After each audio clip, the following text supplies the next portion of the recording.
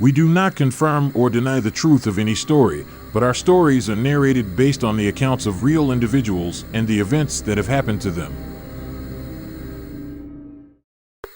I'm a woman in my 30s who lives alone in a small house at the head of a quiet cul-de-sac in the UK.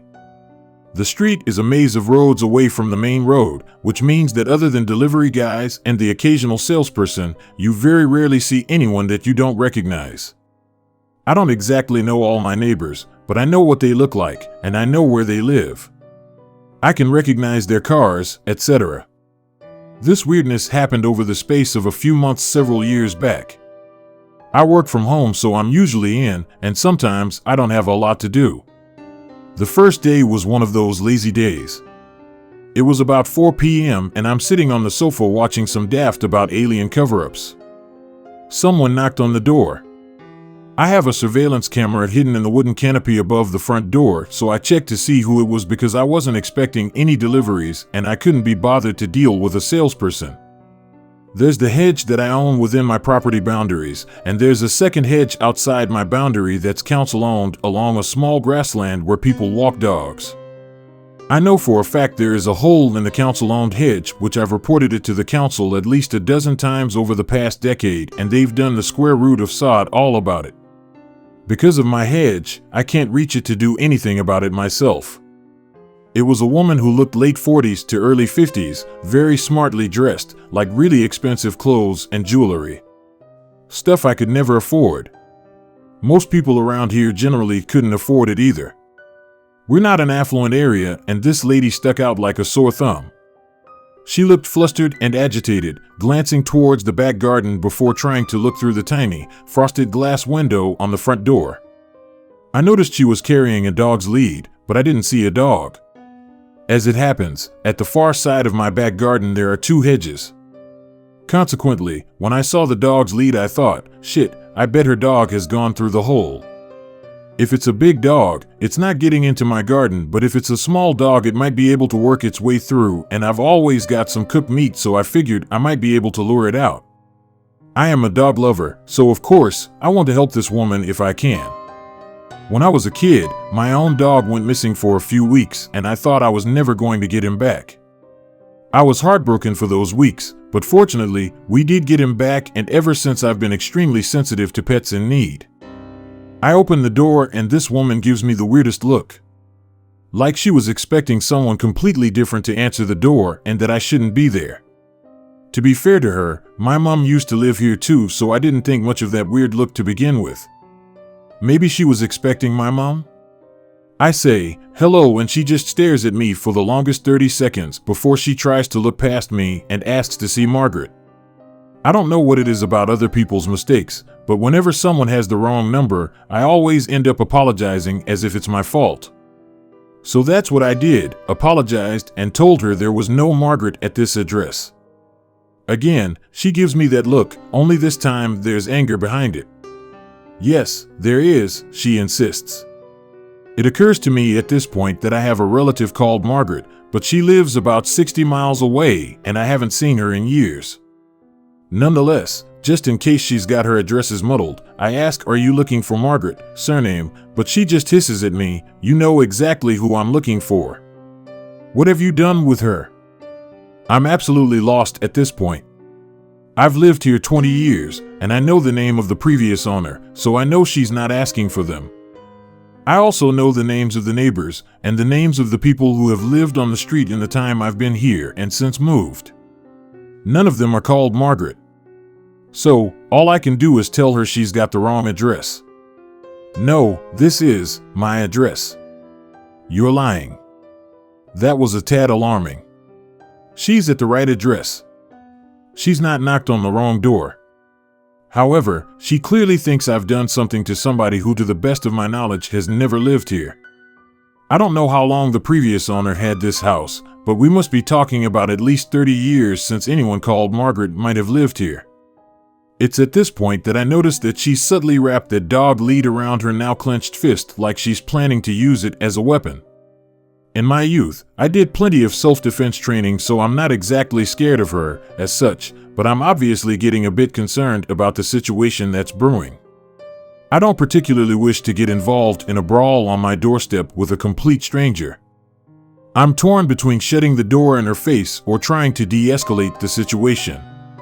In the end, I close the door a little so she's got less to aim at and tell her, "Look, I don't know who you're looking for, but if you think something's happened to your friend, maybe we should just call the police and let them sort it out." Sure enough, the woman slams her fist with the lead wrapped around it into my door. I later discovered she'd struck the door hard enough to crack the frosted glass window in the middle of it. She's bleeding from doing it. It must have hurt, but she doesn't flinch or show any sign of pain. What the hell? Any confidence I had in my self-defense classes started to waver here because I'm not used to people who don't feel pain.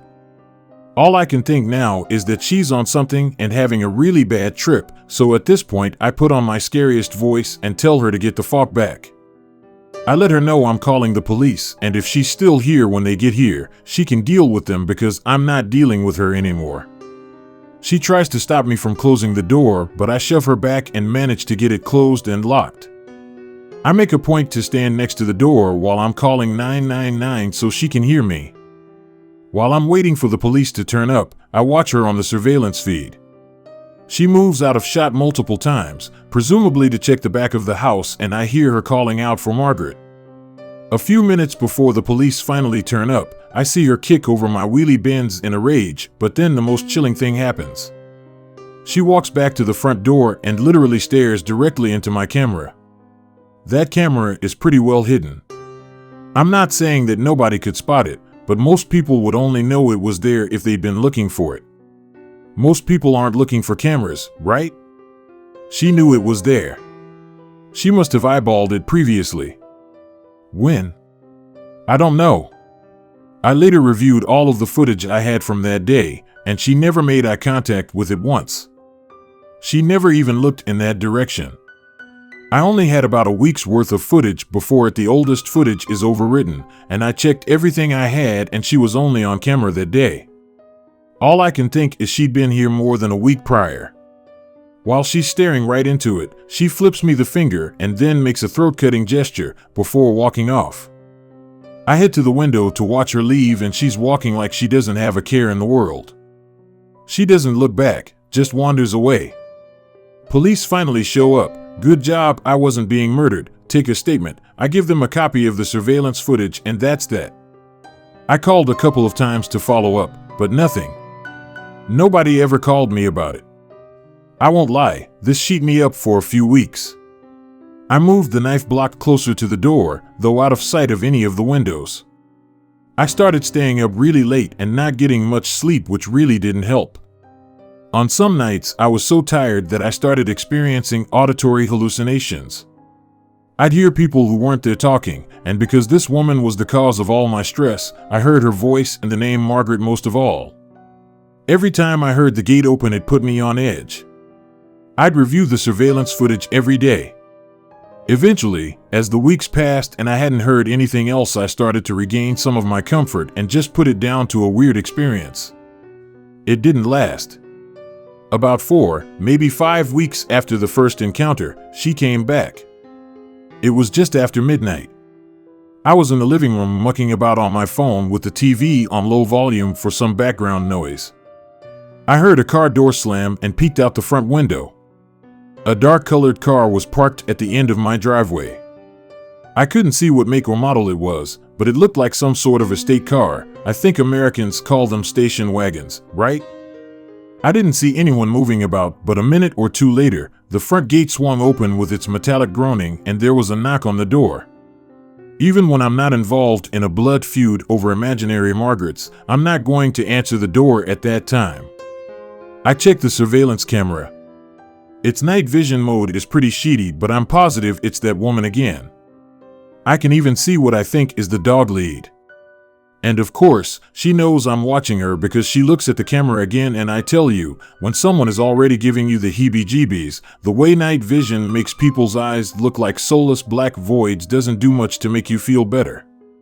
Suddenly, she yells out, "Shut that fucking racket off and come out here."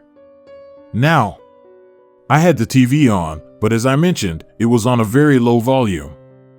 There's no way she could hear it from outside the front door. I couldn't even hear it if I walked into the hallway. I'm convinced at this point she's mentally unwell, so I call the police again. I want them to stay on the line, but they just tell me that someone will be over soon and to call them back immediately if things escalate. So I'm waiting, watching, and just hoping she doesn't start trying to smash a window or something. She kicks over my wheelie bins again, don't know what she's got against them, and yells something else out, which I couldn't quite make out, but whatever it was enough for one of the neighbors to come and investigate themselves. I watched the neighbor talking with her for a minute. She's remonstrating about something, wagging her finger towards my front door, but my neighbor is eventually able to get her to leave. He even sticks around for a bit to make sure she's gone. Sadly, that also means she'd gone before the police turned up again and made me feel like I was a bother to them. Another statement. Handing over more security footage. More nothing. I caught up with the neighbor the next day, and he apologized because it didn't occur to him to make a note of the registration plate, but he told me that she'd said much the same thing as she'd said to me previously. That she wanted to know where Margaret was and what I'd done with her. I'm grasping for answers at this point. Even if she's mentally unwell, the fact she's sticking to this Margaret story and has the right address makes me think there's something more to this than somebody having a breakdown. Then it clicks. Is Margaret her dog? Does she think that I've stolen her dog? Did she have a dog go through the hole in the back? Does she think I've hurt her dog? Is that what this is about? It'd be another few weeks before she came back. This time at 3 a.m. I'm awoken by knocking on the door. A few minutes later, I hear tapping on the bedroom window. I know it's her. I can hear her saying things, but I can't really make them out because they're too muffled through the windows. It's like she didn't want to get the neighbor out again, so she's trying to keep it quiet. I jump out of bed and put some clothes on as quickly as I can. I try and follow her as best I can as she moves around the outside of the house from room to room, knocking, tapping, and muttering. I think I hear a few coherent words like noise, racket, and I'm pretty sure she called me a bitch, but maybe I was imagining that. I can't check the surveillance footage this time because she spray painted the damn lens, not that it'd matter much this time. She's not lingering by the front door. I think about calling the police again, but it's proven a waste of time so far, and I get the feeling if I call them out a third time and she's gone, then they're just going to start accusing me of wasting their time even if I do have the evidence. They've not exactly been that helpful so far. In the end, I wait by the front door and listen for her. Eventually, she knocks again, and I call out, "Is Margaret your dog?" Dead silence. Nothing. I can't see anything through the frosted glass because it's too dark. I have no idea where she is, and I don't want to turn the outside lights on. I don't even know why. She knows I'm in the house because I've called out to her, but I still don't want to draw any more attention to myself. I end up standing there for who knows how long. At least an hour, probably more because the sun starts coming up. My heart is going a mile a minute pretty much the whole time. Once it's bright enough, I start checking through windows to see if I can see her. Nope. Nothing. I tentatively open the front door and look outside. Still can't see her. I grab something to arm myself with just in case, can't remember what now, and check all around my house and the back garden. She's not there. As I'm heading back to the front door, I spot the oddest thing. The gate's closed. That gate is physically attached to the side of my house, and when it opens and closes, it makes a fair bit of noise. You'd definitely hear it if someone opened or closed it when you were standing next to the front door, but it's closed. So, what does that mean? Did she jump it somehow? It's possible, I guess, but I wouldn't want to try it. Anyway, I open the gate and head out to the end of the driveway. I look around and there's no sign of anyone. I turn back to the house and see she's spray-painted liar on the front of my house and left the dog lead on the floor beneath it. That was, thankfully, the last time I ever heard from or saw this woman, but I think she still comes by sometimes. Ever since all this happened, I get these creeped out feelings occasionally at night and check out the window. I don't know whether I'm imagining it or what, but now and again, I swear I see a dark-colored estate car out on the street. Not parked at the end of my driveway these days, but I just can't shake the feeling she's in there, watching my house. Perhaps she was looking for her dog and she keeps thinking that she'll see me with it. I hope you have enjoyed the story. To hear more stories, be sure to subscribe to the channel and let us know how you feel by liking and leaving your comments about your emotions.